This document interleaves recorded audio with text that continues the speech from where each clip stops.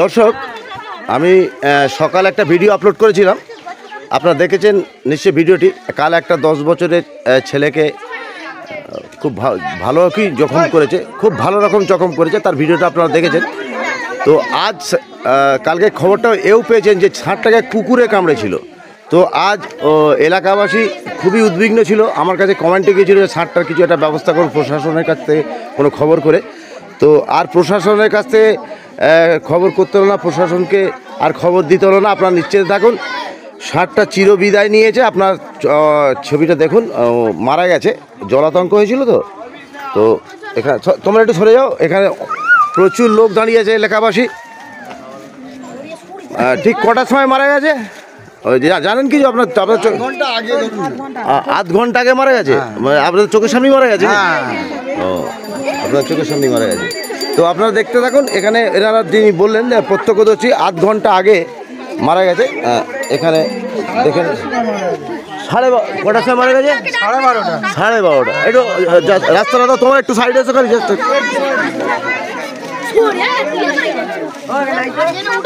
ষাঁড়টাকে কুকুরে কামড়েছিল। আর দর্শক, ভিডিওটা দেখতে থাকুন। এখানে একটা ধর্মীয় ভাবাবেগ কাজ করে, তা সেই ধর্মীয় ভাবাবেগ অনুযায়ী এরা চাঁদা তুলছে। তার অন্ত্যেষ্টি কোনো একটা ধর্মীয় প্রসেসেই হবে। আমি একবার মুখটা চাপা দিয়ে দাও। একটা ধর্মীয় ভাবাবেগ কাজ করে যেখানে। একটু পেছনে যাও, এক সেকেন্ড।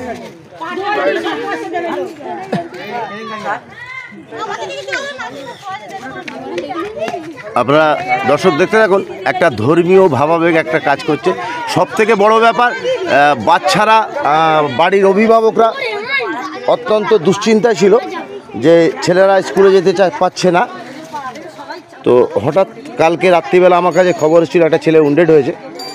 তো আমি কালকে ভিডিওটা করেছিলাম আর তাদের ফ্যামিলির বক্তব্যটাও আপনাদের শুনিয়েছিলাম। তো এখানে আজ আমার কাছে খবর গেল যে ষাঁড়টি মারা গেছে। তো আমি সঙ্গে সঙ্গে এলাম এখানে যে আপনাদের নিশ্চিন্ত করার জন্যে যে ষাঁড়টা মারা গেছে।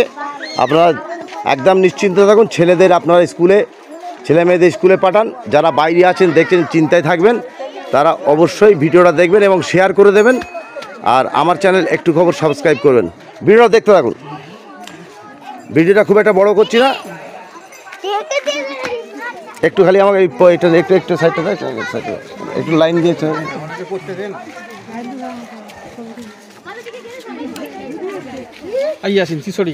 প্রচুর মানে গ্রামবাসী এখানে একত্রিত হয়েছে। একটা ধর্মীয় ভাবাবেগ আপনারা দেখলেন, একটা গায়ে কাপড়, যে ধর্মীয় রীতি অনুযায়ী একটা ষাঁড় মানে শিবের এক প্রতীক। তা সেখান থেকে একটা ধর্মীয় ভাবাবেগ কাজকে গায়ে একটা কাপড় দেওয়া হয়েছে, ওম নমঃ শিবায়। আর তার উপরে এরা টাকা পয়সা একটা করছে, চাঁদা তুলছে, নিশ্চয়ই অন্ত্যেষ্টি করার জন্যে।